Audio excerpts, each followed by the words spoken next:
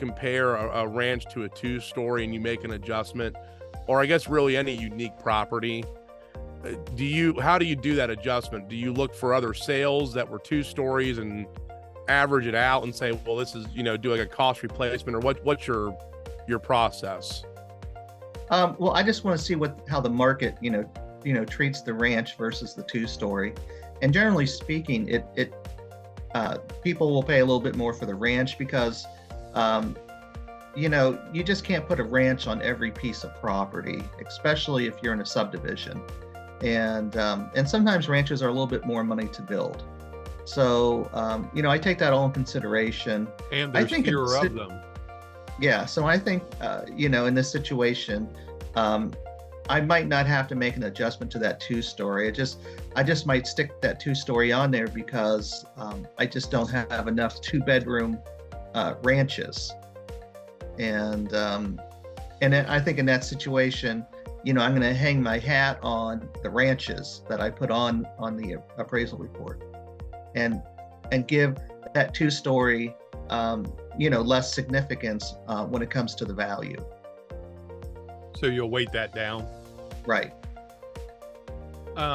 So if you're not able to find ranches in that subdivision, how far outside the subdivision will you go to look for other like properties? Fannie Mae has some rules. And if you can follow those, that's great, but a mile out.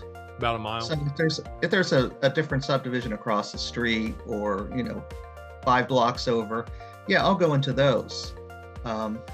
Fannie Mae does like for us to put a competing subdivision comp on the appraisal report. So sometimes, like if you're out in a rural subdivision, you just might not have a competing, subdivision out there. So I just put 3 on the same one, and it goes, and nobody ever questions me.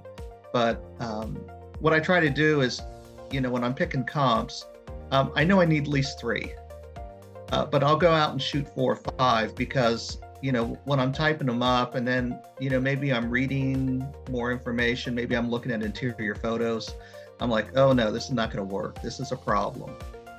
Or maybe one has a in-ground pool in the backyard, and our subject does not. I might want to toss that comp because I'm sure somebody paid more or less money for that in-ground pool. Generally more money. So I'm going to take that pool out of the adjustments. So I might not use that comp. Sometimes I'm forced to. I'll have to make an adjustment. So when you don't have enough comps, what's preferred, or which do you prefer? Do you like going outside of the neighborhood, or would you prefer to go back further in time and then adjust for that time? I would prefer to go outside the neighborhood. I try to stay in the same school district if I can, because I think a lot of people buy homes because of the school district. Right. If my back is up against the wall, and again, Fannie Mae says I need to have 3 comps within the last year. But so I'll put 3 comps on there, but those might not be the best. I might have to go back into time and find those comps that I think would work best, and then make a time adjustment, and then weight those also. What type of time indicator or adjustment do you make? What type of market research do you do to actually make a time adjustment? What factors go into that, and how do you get to that dollar amount? Okay, that's a good question. What I do is I use a lot of statistics from Columbus Realtors, and they also kind of break down areas where, how much they've gone up, over the past year, year to year, month to month, they compare them. So what I do is I use a percentage. And here's where it kind of solidified everything is, 2 years ago, I called an agent, and, I was asking questions about the property, and they're like, I wish I had this property back right now. I could sell it for $10,000 more. So, that really kind of solidifies the fact that, yes, we need to make some time adjustments. And I'll tell you where the time adjustments are most important. on the properties probably under 300,000, because those are the ones that people can afford the most. Mm-hmm.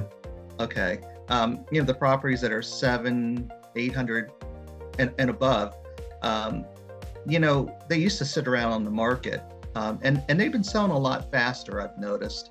But you don't necessarily need to make a time adjustment for those, because we expect those to take longer to sell. But it's the affordable homes where you have 5-10 offers on a home. That's where things get crazy. So yeah, we just want to know. I just want to know exactly, to answer your question, is like, from year to year, how much are these properties going up? Even month to month, sometimes I want to know how much these properties are going up. So, and then it can be different. Yeah, if they're selling it in January or if they're selling it in May, and the difference between the year-over-year adjustments there, that's interesting to me. I was curious how you did that. Yes, and what I do is, like, let's say it goes up 10% a year, and the sale price is 100,000. So now, depending on how old the comp is, let's say it's 5 months. So I'll figure what it is per month and then multiply it by 5. Okay. And get the percentage there, and Okay. just stick, it's a number, and I just stick it on there, and lenders agree with me, so I don't really get any pushback from lenders. Very rarely do I get a pushback from a That's lender. because none of them know really what they're doing. Well, that's partly true, but I also It's not partly true. That's wholly true. I will say that all the appraisals I've had in the last year, coming out of the last 2 years, I don't think I can even remember one time where I would get that adjustment for time that you're talking about doing. And I think that not only do the lenders not push back, I think that you're in agreement with reality and with the market, because it was, and it's not going up as much now, but it's still going up. But I mean, it was, and especially you said in that under 300, those affordable price points with crazy high demand. I mean, I ran some where we had, 50, 60 offers, 120 showings. I mean, it was insane. And, for appraisers to kind of come in continuously and knock us back down to earth based on a sale that was 6 months ago, and exactly what you're saying, it's like, dude, that's, 8% ago. We're on pace for a 20% increase. You're killing me. And in all honesty, back then, who it really hurt was the buyers, because they were waiving the appraisals, or not waiving, but had a gap coverage. And so when the appraisal would come in 20,000 low, it's like, well, I don't have to even argue it because the buyer's covering it. So we'll just burn up their cash. And it's hearing you say that, Mark, I mean, I think that's the way it should be practiced. And then if the market starts to correct, well, then you can adjust for those corrections, and you can find that information in the MLS reports. You can, see the ones the MLS generates, or run them yourself, and it's right there. I think that's awesome you do that. And that's the way, it should be done. Thank you, Jason. And you brought up a good point. There's a lot of appraisers that feel they'll get pushback from the bank underwriter, if they put a time adjustment. And you just have to be able to support your time adjustment. And in general, you have to support all your adjustments. Okay. I'm adjusting something this much because, and then I write an explanation why I'm adjusting it that much. So, but a lot of appraisers, I started doing I've been an appraiser for 21 years, and I really haven't had to do many time adjustments until in the last 2 or 3 years. Right. So it's something that we never really had to use much. And so a lot of appraisers didn't know how to do it, and they feel they would get a negative pushback from the bank, so they didn't make them. And it really is unfair, because you might have been valuing that property too low. Agreed. Well, and then it hurts the buyers, and they have to bring additional cash, where a lot of them probably could have just bought the house at the price that they had. So just to dovetail off that with the time adjustments, there's a field in the appraisal that has the supply, and whether it's, a seller's market, buyer's market. I'm curious your opinion, how you fill those out, because I would say I've never seen an appraisal come in that says that we have a low supply or that the market's stable, when it hasn't been stable for 5 years. So I was curious how you do that. Okay. Are you maybe like on page 1 or the top of page 2 of the URAR? Yes. On the top of page 2, they want to know how many active listings are out there that are comparable or similar to the subject property. Okay.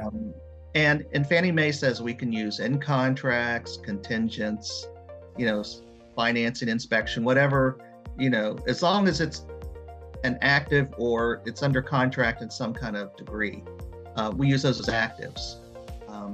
And then we turn around and do the same thing on the closed sales.